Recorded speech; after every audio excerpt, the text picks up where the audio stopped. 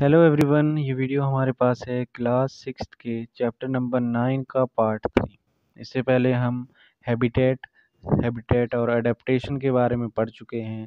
अभी हम जानेंगे डिफरेंट टाइप के हैबिटेट क्या होते हैं। ठीक है, तो चलिए इसको शुरू करते हैं। The plant and animal that live on a land are said to be live on terrestrial habitat। देखो, हमने पढ़ा था हैबिटेट क्या होती है। ऐसी सराउंडिंग होती है जहाँ पे कोई एनिमल या प्लांट रहता है, सरवाइव करता है, अपनी सारी ज़रूरतों को पूरा करता है। ठीक है, तो अगर कोई जानवर या प्लांट ज़मीन पे रह रहा है, वहाँ पे अपने ज़रूरतों को पूरा कर रहा है, वहाँ पे पानी के लिए, हवा के लिए, फूड के लिए डिपेंडेंट है, तो उसकी जो सराउंडिंग है उसको बोलेंगे टेरेस्ट्रियल हैबिटेट। ठीक है, टेरेस्ट्रियल हैबिटेट। ये जो वर्ड है टेरिटोरी, ठीक है, टेरिटोरी का मतलब होता है ज़मीन। ठीक है, तो ज़मीन, तो टेरिटरी से बना टेरेस्ट्रियल, तो ज़मीनी आवास या टेरेस्ट्रियल हैबिटेट इसको बोला जाएगा। या आपने ध्यान रखना है, ज़मीन पे रहने वाले जितने भी जानवर हैं हम बोलेंगे कि वो टेरेस्ट्रियल हैबिटेट में रहते हैं। देखो, ज़मीन पे भी कुछ जानवर रहते हैं फॉरेस्ट में, तो उनका हैबिटेट कैसा हो गया? फॉरेस्ट हैबिटेट हो गया। तो ज़मीन पे ही कुछ एनिमल ऐसे रहते हैं कि ऐसे घास के मैदानों में रहते हैं। जैसे आपने अगर देखा होगा किसी नेशनल ज्योग्राफिक चैनल पे, जैसे आता है कि जैसे ज़ेब्राज़ होते हैं, हिरन होते हैं, लायन होते हैं, वो ग्रास लैंड में रहते हैं। फॉरेस्ट में बहुत सारे और जानवर रहते हैं। ठीक है, डेज़र्ट में जैसे कैमल रहते हैं, स्नेक्स रहते हैं, बिच्छू रहते हैं डेज़र्ट में, है ना। कोस्टल एरियाज़ में, कोस्टल एरिया हो गया समंदरों का किनारा, वहाँ पे बहुत सारे अलग अलग टाइप के फिशेस पाई जाती हैं, क्रैब्स मिलते हैं। ठीक है, माउंटेन रीजन में गोट, शीप, ऐसे हमने एनिमल्स को देखा था। ठीक है, तो जो टेरेस्ट्रियल हैबिटेट है उसमें भी बहुत सारे और अलग अलग सब पार्ट्स उसके बोल सकते हैं, टाइप उसके बोल सकते हैं कि कुछ जानवर जंगलों में रहते हैं, कुछ घास के मैदानों में, कुछ रेगिस्तान में, कुछ समंदर के किनारे, कुछ माउंटेन रीजन में।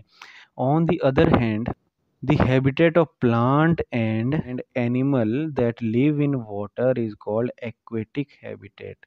ऐसे प्लांट और एनिमल का हैबिटेट जो रहते हैं पानी के अंदर उनको बोलते हैं एक्वेटिक हैबिटेट। देखो, एक्वा का मतलब होता है वाटर। एक्वा का क्या मतलब होता है? वाटर। ठीक है, एक्वेटिक का मतलब पानी में रहने वाले। देखो, तो पानी में रहने वाले कौन से हो गए? जैसे कि पॉन्ड्स में रहते हैं, कुछ पॉन्ड होते हैं तालाब, है ना।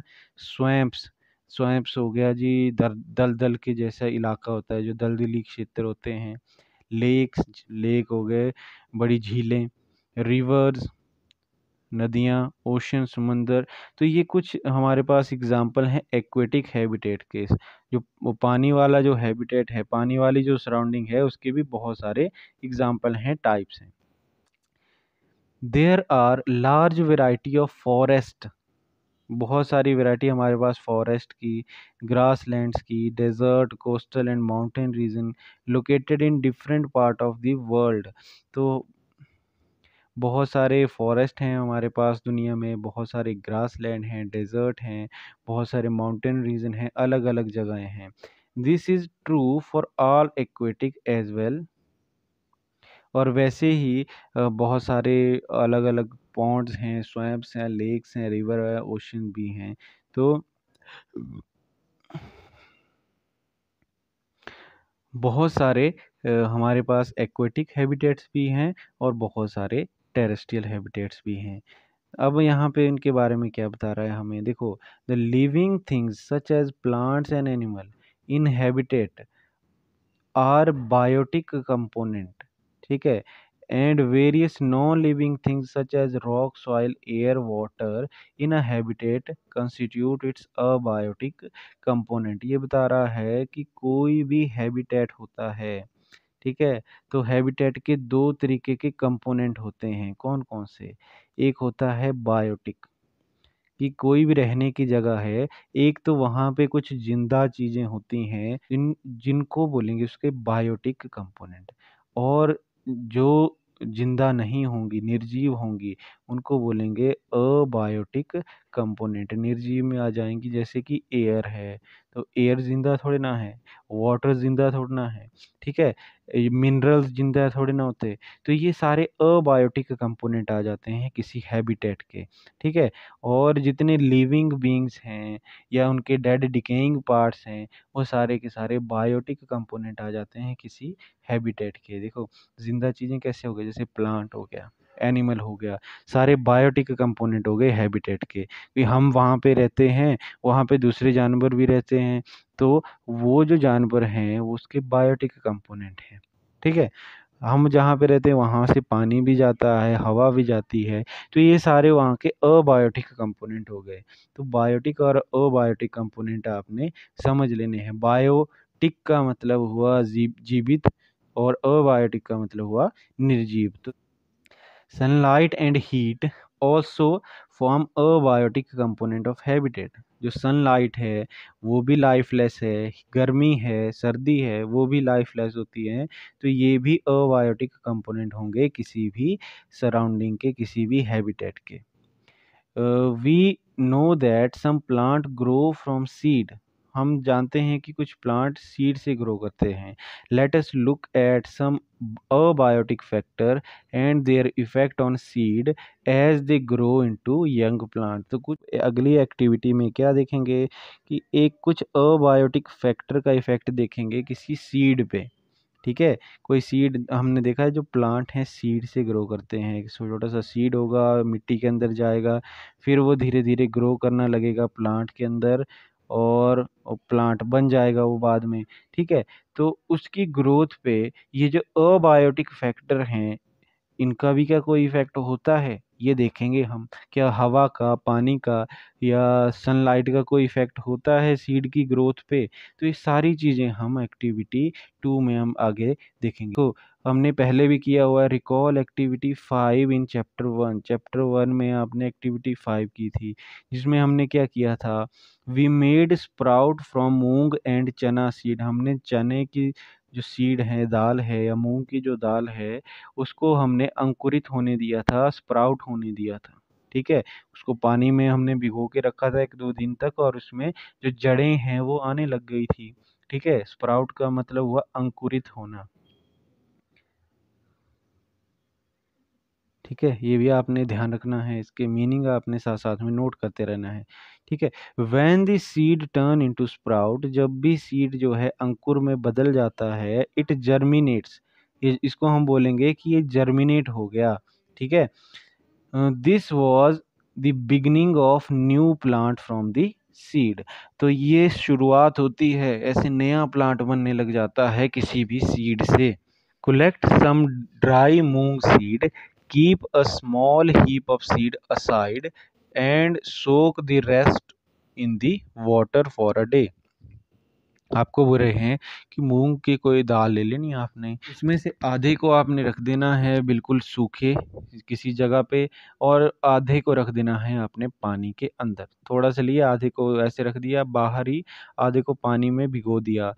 अब इसको 1 दिन तक रख देंगे। Divide the soak seed into 4 part. जो आपने डुबाए हुए हैं उनको अब 4 पार्ट्स में डिवाइड कर देंगे।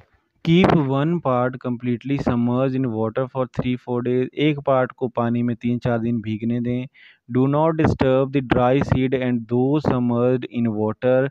जो सूखे हैं या जो पानी में डूबे हैं उनको डिस्टर्ब नहीं करना है, जैसे रखे हुए हैं वैसे ही उनको रहने देना है। Keep 1 part of soaked seed in Sunny room. एक को आपने पानी के अंदर डुबो के रखा 3-4 दिन के लिए, दूसरा जो उसका पार्ट है उसको आपने एक सनी रूम में रख दिया जहाँ पे धूप आ रही है।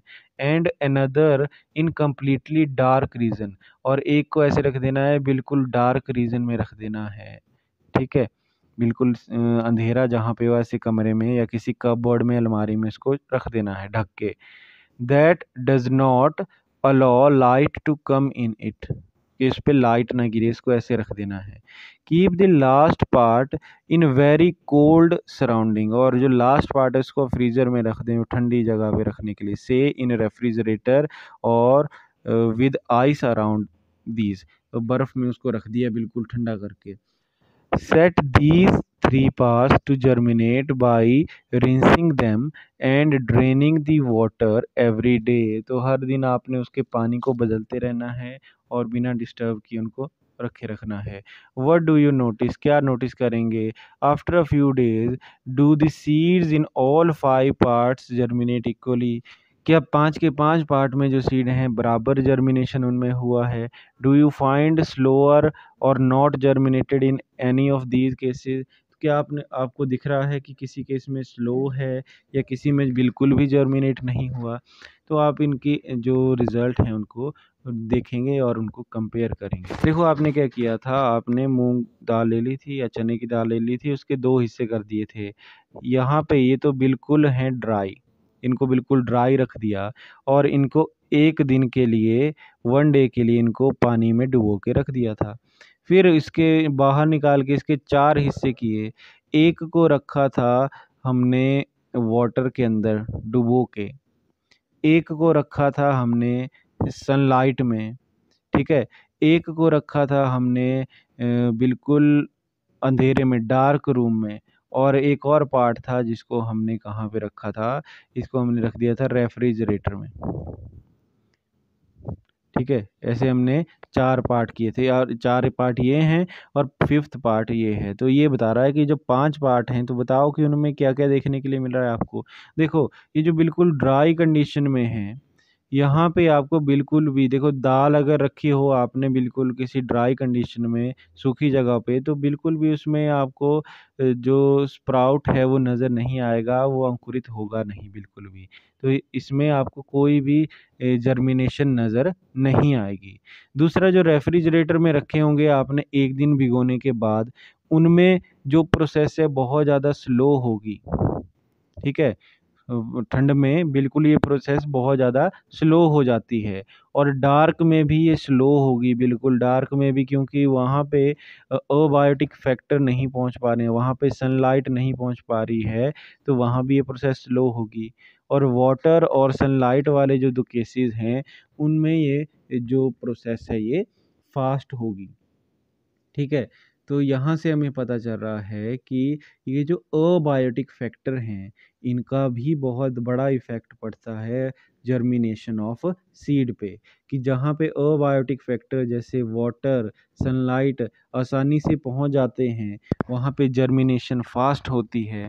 और जहाँ पे ये फैक्टर आसानी से नहीं पहुँच पाते, जैसे डार्क रूम हो गया, रेफ्रिजरेटर हो गया या ड्राई कोई कंडीशन है, तो वहाँ पे ये प्रोसेस स्लो होती है या कभी-कभी होती भी नहीं है। देखो, इसमें तो बिल्कुल भी नहीं होगी ये प्रोसेस। तो यही हमने यहाँ पे देखना था कि क्या अबायोटिक फैक्टर का इफ़ेक्ट होता है? तो हाँ जी, बिल्कुल इफ़ेक्ट होता है। तो पूछ रहा है, do you find that abiotic factor like air, water, light and heat are very important for the growth of plant? तो क्या आपको लग रहा है पता कि ये फैक्टर प्लांट की ग्रोथ के लिए इम्पोर्टेंट हैं? तो बिल्कुल हाँ जी, ये जो फैक्टर हैं बहुत ज़्यादा इम्पोर्टेंट होते हैं किसी भी प्लांट की ग्रोथ के लिए। In fact these abiotic factor are important for the all living organism. सिर्फ प्लांट के लिए नहीं, बाकी जितने भी लिविंग ऑर्गेनिज्म हैं सभी के लिए ये ज़रूरी होते हैं।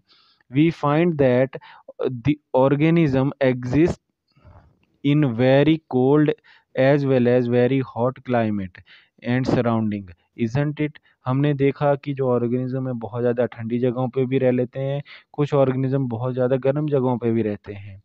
क्या how do they manage to survive? तो वो कैसे सर्वाइव करते हैं इतनी हार्ड कंडीशन में? जैसे जो रेगिस्तान है वहाँ पे बहुत ज़्यादा गर्मी है, वहाँ भी रह जाते हैं, और जो बहुत ज़्यादा ठंडी जगह है, माउंटेन रीजन है, वहाँ भी रह पाते हैं। तो ऐसा कैसे कर पाते हैं, वो इतनी हार्ड कंडीशन में कैसे सर्वाइव कर पाते हैं? That is where adaptation comes in. तो यही वो जगह है जहाँ पे एडेप्टेशन उनकी हेल्प करती है। हमने पढ़ा है एडेप्टेशन का क्या मतलब होता है, कि कुछ फीचर्स उनके अंदर आ जाते हैं, डेवलप हो जाते हैं, जिसकी वजह से वो किसी सराउंडिंग में रह पाते हैं आसानी से। देखते हैं क्या बता रहा है एडेप्टेशन कैसे यहाँ पे काम करती है। Adaptation does not take place in short time. देखो, ये जो अडेप्टेशन है ये बिल्कुल छोटे से पीरियड में नहीं होती, इसके लिए बहुत लंबा टाइम लगता है, ओवर 1000 ऑफ ईयर, हज़ारों साल लग जाते हैं, तब ये चेंजेस हमारी बॉडी के अंदर हमें देखने के लिए मिलते हैं। The abiotic factor of the region change, जो अबायोटिक फैक्टर होते हैं किसी रीजन के, वो चेंज हो जाते हैं। Those animals which can not adapt to these changes will die out. देखो, किसी भी रीजन के जो अबायोटिक फैक्टर हैं वो अगर चेंज हो गए, तो जो वहाँ पे रहने वाले जानवर हैं, प्लांट हैं, उनको भी अपने आप को उस चेंजेस के अकॉर्डिंग अडेप्ट करना पड़ता है, ठीक है? अगर वो अपने आप को नहीं ढालते उन चेंजेस के अकॉर्डिंग, तो वो खुद मर जाएँगे, वो वहाँ पे सर्वाइव नहीं कर पाएँगे। मान लो किसी जगह पे पहले एक रेगिस्तान हुआ करता था और अचानक से वहाँ पे पानी आने लग गया, बहुत सारा पानी आ गया। तो जो एनिमल हैं, वो अगर अपने आप को बहुत सारे पानी के लिए या समंदर के लिए अपने आप को तैयार नहीं करेंगे, तो वो वहाँ पे सर्वाइव नहीं कर पाएँगे। वो पानी के नीचे कैसे रह पाएँगे, जो रेगिस्तान में रहने वाले थे, ठीक है? तो इसीलिए एडेप्टेशन बहुत ज़्यादा ज़रूरी होती है। And only adapted one survive, और जो अपने आप को ढाल लेते हैं, परिस्थितियों के अकॉर्डिंग अपने आप को बदल लेते हैं, वही सर्वाइव कर पाते हैं। तो animal adapt to different abiotic factor in different ways, the result of various organisms present in different habitat. तो अलग अलग जानवर अपने आप को अलग अलग तरीके से अलग अलग सराउंडिंग के लिए ढाल लेते हैं। तो इसीलिए आपको एक सराउंडिंग में बहुत सारे आपको एनिमल मिलते हैं। ऐसा नहीं होता कि किसी सराउंडिंग में एक ही टाइप के एनिमल आपको देखने के लिए मिलेंगे, वहाँ पे सब तरह के एनिमल मिलते हैं, क्योंकि वे अपने आप को उन्होंने बदला होता है, परिस्थितियों के अकॉर्डिंग ढाला होता है। Let us look at some habitat, the abiotic factor of these and the adaptation of animal to these habitat। इससे अगले पार्ट में हम देखेंगे कुछ हैबिटेट के बारे में, कुछ अबायोटिक फैक्टर के बारे में और अडेप्टेशन ऑफ एनिमल के बारे में हम अगले पोर्शन में डिस्कस करेंगे। अभी हमने क्या देखा, हमने दो टाइप के हैबिटेट देखे, एक्वाटिक और टेरेस्ट्रियल हैबिटेट। हमने उनके मतलब समझे और उनके बहुत सारे एग्जाम्पल भी किए और देखा कि किसी जगह पे सरवाइव करने के लिए एडेप्टेशन का क्या रोल रहता है। अगर हम अडेप्ट नहीं करते तो ख़त्म हो जाते हैं। बच्चों, यहाँ पे एक ब्लू बॉक्स आपको दिया है, यहाँ पे बस आपको बताया है एक्सीलीमेटाइजेशन। ये एक्सीलीमेटाइजेशन क्या होती है?